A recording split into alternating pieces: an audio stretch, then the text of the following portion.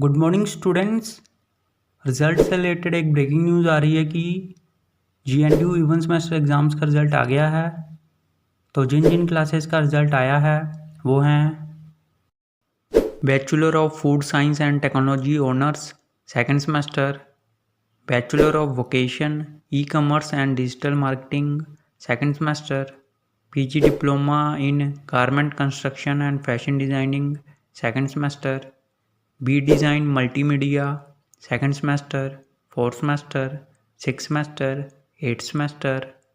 तो सभी students GNDU की ऑफिशियल वेबसाइट पर जाकर अपना अपना रिजल्ट चेक करें gnu.ac.in पर।